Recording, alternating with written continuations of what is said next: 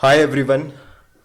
आज हम गेट के प्रीवियस ईयर क्वेश्चन सॉल्व कर रहे हैं और आप देख सकते हो इस सर्किट में सिर्फ डायोड्स प्रेजेंट है और सिर्फ रेजिस्टेंस प्रेजेंट है और आपको वोल्टेज ए भी पूछा गया है। एक्चुअल में आपको पूछा गया है वोल्टेज ए बी का एवरेज वैल्यू। तो एवरेज वैल्यू भी कैसे कैलकुलेट करते हैं उसके रिगार्डिंग मैंने ज़्यादा क्वेश्चंस लाए हैं इस पर्टिकुलर लेक्चर में। तो जब भी ऐसे क्वेश्चंस आएंगे आपको डर नहीं लगेगा। तो देखो ये सर्किट क्लैम्पर सर्किट तो डेफिनेटली नहीं है, हमें ज़्यादा वरी करने की ज़रूरत नहीं है। तो हम इसे आसानी से सॉल्व कर लेंगे। सबसे पहले इनपुट एक वेवफॉर्म ड्रॉ कर दो ताकि आप उसकी एनालिसिस अच्छी तरीके से कर पाओगे। यह है इनपुट जो 6 पाई से लेकर -6 पाई तक वेरी हो रहा है, 6 पाई से लेकर -6 पाई तक, और यह है उसका ज़ीरो एम्पलीट्यूड।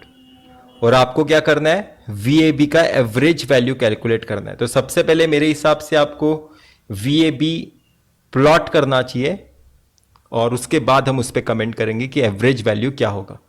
तो सबसे पहले पॉजिटिव हाफ साइकिल का केस ले लेते हैं। जब मेरा इनपुट 6 पाई है, जब भी मेरा इनपुट 6 पाई है और वो सारे पॉजिटिव वैल्यूज हैं, मैक्सिमम वैल्यू उसका 6 पाई है और पॉजिटिव हाफ साइकिल मैंने कंसिडर किया है। पॉजिटिव हाफ साइकिल मतलब यहाँ पे पॉजिटिव टर्मिनल आएगा, यहाँ पे नेगेटिव टर्मिनल आएगा। और आपको क्वेश्चन में दिया गया है, मैंने यहाँ पे लिखा नहीं है, पर ये दोनों डायोड्स आइडियल डायोड है। तो देखो मैं यहाँ पे क्या करता हूँ, ये डायोड D1 का P साइड है, ये डायोड D2 का N साइड है। तो P साइड पॉजिटिव टर्मिनल को कनेक्ट होता है तब वो फॉरवर्ड बायस होता है, मतलब मेरा D1 फॉरवर्ड बायस हो चुका है और मेरा D2 जो डायोड है वो रिवर्स बायस हो चुका है। तो जब ये आइडियल डायोड फॉरवर्ड बायस होता है उसे शॉर्ट सर्किट से रिप्लेस करते हैं। तो यहां पे मैं उसे शॉर्ट सर्किट से रिप्लेस कर दिया और D2 को मैंने ओपन सर्किट समझ लिया। ठीक है, D2 को मैंने ओपन सर्किट समझ लिया। यह है 20 किलो और यह है आपका voltage 6 pi sine omega T, 6 पाई। ठीक है, इसे वी आई समझते हैं, ज़्यादा कॉम्प्लिकेट नहीं करते, इसे वी आई समझते हैं, वी आई। तो देखो आपको वोल्टेज वी ए बी ऐसा मेजर करना था। और अगर आप देखोगे कभी भी इनपुट को इसी तरह से देखो, इनपुट को हमेशा ऐसा देखो कि ये पॉजिटिव टर्मिनल है, नेगेटिव टर्मिनल है, और पॉजिटिव हाफ साइकिल है कि नेगेटिव हाफ साइकिल है, वो इक्वेशन लिखने के टाइम मुझे वरी नहीं करना है। इक्वेशन लिखने के टाइम मैं क्या देखूंगा कि ये वाला पॉजिटिव टर्मिनल इसके पॉजिटिव को कनेक्टेड है, ये वाला नेगेटिव टर्मिनल इसके नेगेटिव को कनेक्टेड है, मतलब मेरा एटलीस्ट इक्वेशन तो पॉजिटिव आएगा। ठीक है, तो V I into 10K divided by 10K plus 20K आपका होगा वी ए बी वोल्टेज। कौन सा, इस टर्मिनल और इस टर्मिनल के बीच में का वोल्टेज। आपने क्या किया, वी आई वोल्टेज ही इन दोनों रेजिस्टेंस के अक्रॉस है, यहां पे और यहां पे का बीच में का वोल्टेज कितना है, वी आई। तो इसके अक्रॉस अगर आपको वोल्टेज पूछा जाए तो आपको वोल्टेज डिवीजन रूल अप्लाई करना है, V I into 10K divided by total resistance. तो अगर आप देखोगे यहां पे वी ए बी का वैल्यू क्या आएगा, वी ए बी का वैल्यू आएगा V I by 3, V I by 3। तो अभी आपको देखना है कि आपका वी आई क्या है। आपका वी आई है पॉजिटिव हाफ साइकिल, मतलब आपका वी ए बी जो भी होगा, जो आप यहां पे प्लॉट करोगे लेफ्ट साइड में, वो भी क्या होगा, पॉजिटिव हाफ साइकिल होगा। बस यहां पे डिफरेंस क्या है कि वो एम्पलीट्यूड उसका डिक्रीज हो गया है। अगर यहां पे 6 पाई था तो यहां पे क्या होगा, 2 पाई। ठीक है, इक्वेशन लिखने के टाइम पॉजिटिव हाफ साइकिल था कि नेगेटिव हाफ साइकिल था मुझे फर्क नहीं पड़ता, प्लॉट करने के टाइम मुझे फर्क पड़ता है। पॉजिटिव हाफ साइकिल है कि नेगेटिव हाफ साइकिल है, सिर्फ आपको फर्क पड़ता है प्लॉट करने के टाइम और सर्किट बनाने से पहले डायोड फॉरवर्ड बायस के रिवर्स बायस से समझने के लिए। इक्वेशन लिखने के लिए मैं सिर्फ इस वी आई को कंसीडर करूंगा, वी आई के हिसाब से मैं यहां पे बना दूंगा इक्वेशन। ठीक है, समझ में नहीं आया कुछ प्रॉब्लम नहीं है, नेगेटिव हाफ साइकिल है हमारे पास, चीज़ें समझने के लिए। नेगेटिव हाफ साइकिल के बाद चीज़ें बहुत ही अच्छी तरीके से क्लियर आउट हो जाएगी। ठीक है, तो अभी ध्यान लगाना जिस किसी को भी थोड़ा बहुत डाउट है जो भी मैंने सॉल्व किया उसमें। तो देखो अभी मैं क्या कर रहा हूं, नेगेटिव हाफ साइकिल कंसीडर कर रहा हूं। केस 2, जब ये मेरा इनपुट नेगेटिव हाफ साइकिल है तो ये है -6 पाई। इनपुट के सारे नेगेटिव वैल्यू, मतलब यहां पे नेगेटिव टर्मिनल कंसीडर कर रहा हूं, यहां पे पॉजिटिव टर्मिनल कंसीडर कर रहा हूं। ये पी साइड है, ये एन साइड है। इसका मीनिंग क्या है कि मेरा D1 रिवर्स बायस हो चुका है और मेरा D2 डायोड फॉरवर्ड बायस हो चुका है। ठीक है, तो इसके हिसाब से सर्किट बनाओ अपना। D2 को फॉरवर्ड बायस करना है और D1 को रिवर्स बायस, मतलब D1 ओपन सर्किट हो गया। ये 10K और ये भी 10K और यहां पे है रेजिस्टेंस 20K। इन दोनों टर्मिनल के बीच में मेरा इनपुट वोल्टेज है VI प्लस माइनस VI। ठीक है, और ये है मेरा पॉजिटिव टर्मिनल, ये है मेरा नेगेटिव टर्मिनल। यहाँ पे मैं VAB वोल्टेज मेजर कर रहा हूँ। तो यहाँ पे आप देख सकते हो अभी क्या हो रहा है, मेरा नेगेटिव टर्मिनल पॉजिटिव टर्मिनल के VI को कनेक्ट हो गया है और negative terminal positive terminal of VAB को कनेक्ट हुआ है। मतलब मेरा जो VAB का इक्वेशन आएगा, VAB का जो इक्वेशन आएगा उसमें साइन क्या लेना है मुझे, उसमें मुझे साइन लेना है नेगेटिव। VAB का जो इक्वेशन आएगा उसमें मुझे साइन लेना है नेगेटिव। और यहां पे आप देख सकते हो VI इंटू 10K आएगा, ये वाला resistance divided by total resistance 10K plus 10K 20K। ठीक है, तो VAB क्या आएगा, minus times VI by 2, minus times VI by 2। तो आप इक्वेशन देख सकते हो, VI बाई 2 तो करना ही है, मतलब ये जो भी वोल्टेज है उसको डिवाइडेड बाई 2 तो करना ही है, पर यहां पे नेगेटिव साइन आया है, मतलब एक्चुअल में ये negative cycle multiplied by negative भी है। तो एक्चुअल में आपको जो यहां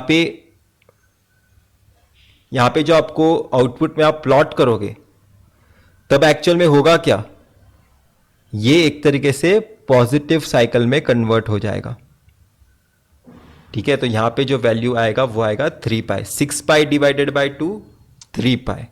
तो एक्चुअल में पॉजिटिव हाफ साइकिल में भी पॉजिटिव साइकिल आया, नेगेटिव हाफ साइकिल में भी पॉजिटिव साइकिल आया। ये यहां पे ध्यान देने वाली चीज है। तो यहां पे मैं अभी ये इरेज कर रहा हूं ये पर्टिकुलर सेक्शन और थोड़ा यहां पे जगह बना रहा हूं ताकि हम इक्वेशन लिख सके एवरेज वैल्यू कैसे कैलकुलेट करते हैं। और यही चीज आप किसी भी क्वेश्चन में अप्लाई कर सकते हो। गेट में हो सकता है कि थोड़ा घुमा फिरा के सेम चीज पूछी जाए, तो कैसे सॉल्व करोगे बताता हूं। VAB अगर आपको किसी ने एवरेज पूछ लिया तो ये याद रखना, maximum value of positive cycle divided by pi plus maximum value of another cycle 3 pi divided by pi. तो इसका जो आंसर आएगा वो आएगा 5। आप देख सकते हो यही आंसर होगा आपके प्रीवियस ईयर के सॉल्यूशंस में भी, और इस तरह से सॉल्व करना था जब भी आपको एवरेज वैल्यू पूछा जाए। दोनों साइकिल्स के लिए आउटपुट प्लॉट करो, maximum value divided by pi, maximum value divided by pi, और वही होगा आपका आंसर। तो मेरे हिसाब से कोई डिफिकल्टी नहीं होगी आपको अभी ऐसे क्वेश्चन सॉल्व करने के लिए। अभी हम अपने नेक्स्ट क्वेश्चन की तरफ जाते हैं। नेक्स्ट क्वेश्चन थोड़ा इंटरेस्टिंग है। कैपेसिटर आ गए हैं पिक्चर में, तो यहां पे मेरे हिसाब से क्लैंपर सर्किट हो सकता है कि देखो डायोड्स भी है। Steady state average value of VAB इस कैपेसिटर के अक्रॉस, ठीक है, ये 0.5 है। इस कैपेसिटर के अक्रॉस आपको एवरेज वोल्टेज पूछा गया है, steady state average value of voltage पूछा गया है। स्टेडी स्टेट में इस कैपेसिटर के अक्रॉस एवरेज वैल्यू क्या होगा वोल्टेज का। तो मैं आपको एक्चुअल में एक सर्किट बना के दिखाना चाहता हूं। जो मेरे हिसाब से आपने कभी देखा होगा, तो मैं देखना चाहता हूं कि आप रिकॉल कर सकते हो कि नहीं। यहां पे कैपेसिटर है और यहां पे एक डायोड है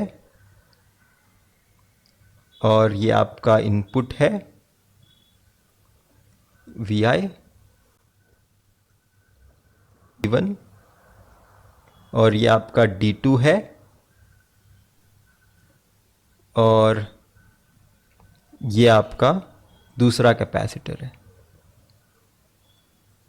C2 और इसके अक्रॉस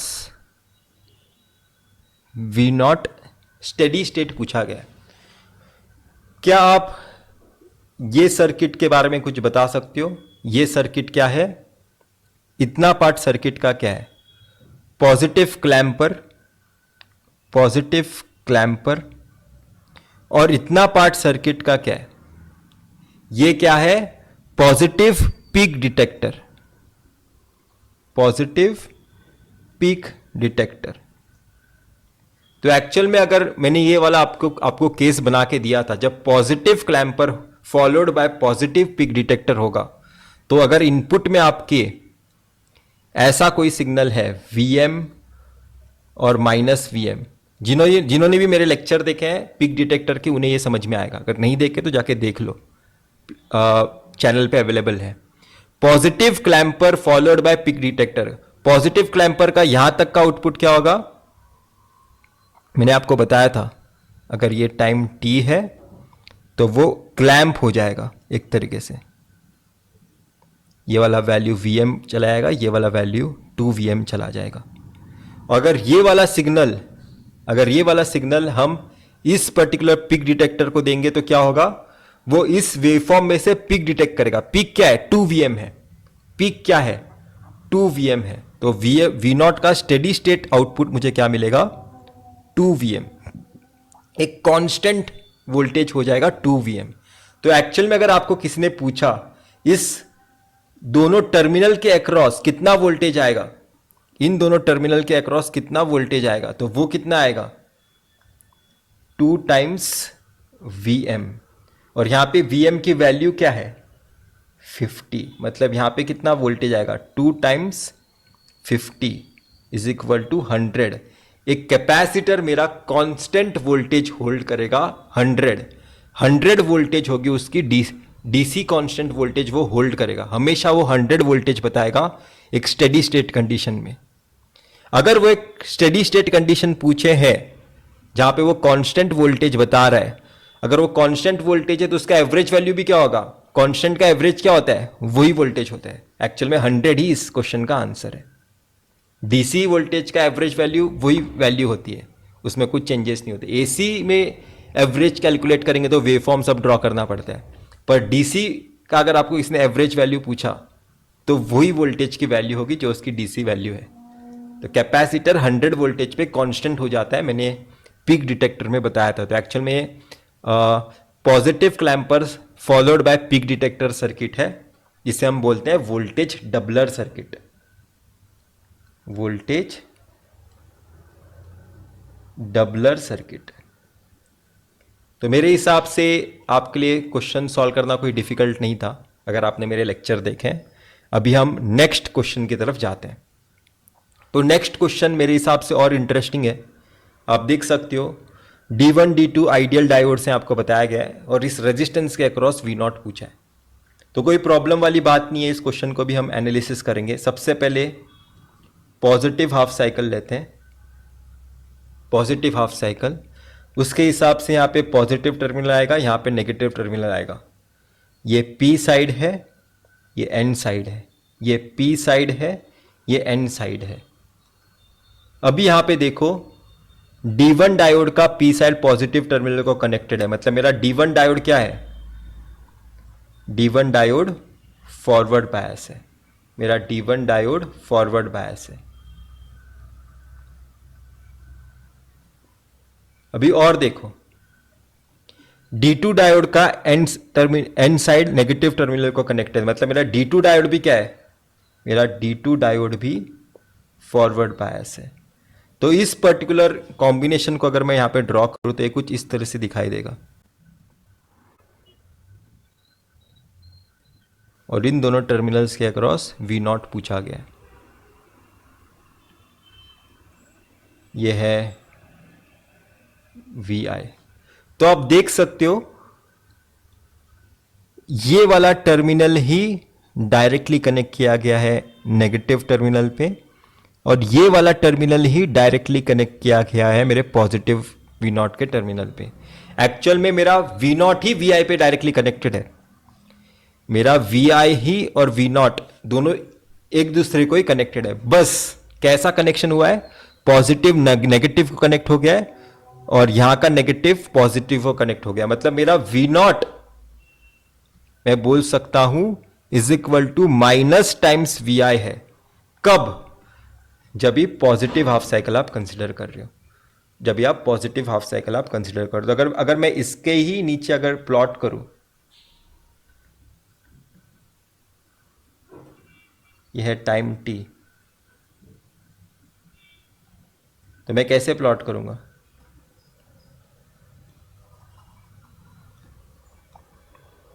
ये कुछ इस तरीके का सिग्नल होगा। ठीक है, हमने बना दिया। हमने पॉजिटिव हाफ साइकिल के लिए एनालिसिस कर ली। अभी हमें नेगेटिव हाफ साइकिल के लिए एनालिसिस करनी है। तो नेगेटिव हाफ साइकिल के लिए एनालिसिस करते हैं।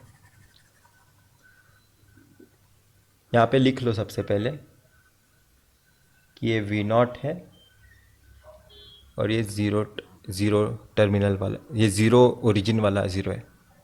ठीक है, तो देखो जब ये आपका इनपुट नेगेटिव हाफ साइकिल आप कंसिडर करोगे, कौन सी half cycle? Negative half cycle.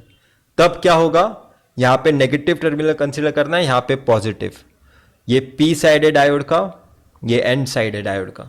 तो आप देख सकते हो D1 नेगेटिव हाफ साइकिल में क्या हुआ, कौन सा साइकिल है पहले लिख लो, केस 2, जब ये आपका इनपुट नेगेटिव हाफ साइकिल है। D1 का P नेगेटिव टर्मिनल को कनेक्ट हो गया, मतलब D1 रिवर्स बायस हो गया।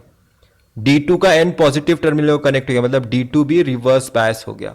तो एक तरह से आप क्या बोल सकते हो, एक तरह से आप क्या बोल सकते हो, ये पूरा इरेज कर देते हैं, अच्छी तरीके से लिखना है मुझे।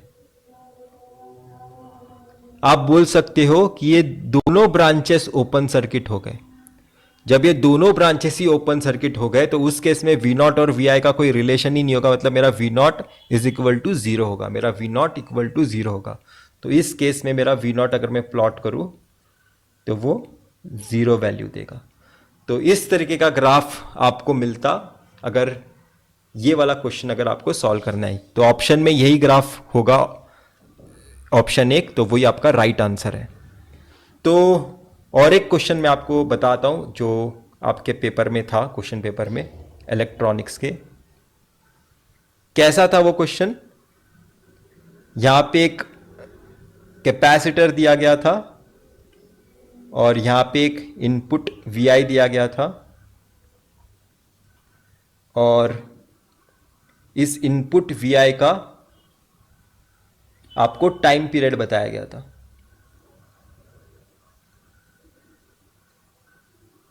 इनपुट VI एक पर्टिकुलर टाइम t के बाद रिपीट होता है, ऐसे आपको बताया गया था।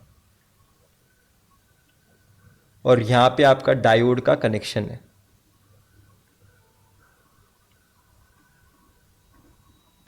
और यहां पे एक रेजिस्टेंस R है। तो आपको पूछा गया था कि इस सर्किट को अगर आप नेगेटिव क्लैंपर सर्किट की तरह बिहेव कराना चाहते हो, नेगेटिव क्लैंपर सर्किट की तरह, और ये डायोड आइडियल है, ऐसा कोई एक क्वेश्चन था, तो R और C की क्या कंडीशन होनी चाहिए टाइम पीरियड T पे, R और C की क्या कंडीशन होनी चाहिए टाइम पीरियड T पे। तो आपको पता होगा, मैंने आपको बताया था, आपका R मैंने अपने जब मैं नेगेटिव क्लैंपर सर्किट आपसे एनालिसिस कराया था, मैंने इस रेजिस्टेंस को दिखाया ही नहीं था। मैंने क्या किया था, इस रेजिस्टेंस को दिखाया ही नहीं था। तो इन शॉर्ट आप बोल सकते हो मैंने रेजिस्टेंस को ओपन सर्किट किया था। और रेजिस्टेंस ओपन सर्किट कब होता है? जब रेजिस्टेंस की वैल्यू इनफाइनाइट होती है। तो इनफैक्ट आप बोल सकते हो कि आपके आर और सी को very very very greater than T होना जरूरी है। आपके आर सी के कॉम्बिनेशन को very very greater than T होना जरूरी है। तो यही ऐसे कुछ क्वेश्चंस आए थे डायोड में। हम और क्वेश्चन सॉल्व करेंगे नेक्स्ट लेक्चर में। तो मिलते हैं हम नेक्स्ट लेक्चर में डायोड्स के साथ, और वो शायद से लास्ट ही लेक्चर होगा डायोड्स पे। इसके बाद हम ट्रांजिस्टर्स पे जाएंगे, बीजेटी पे। बाय।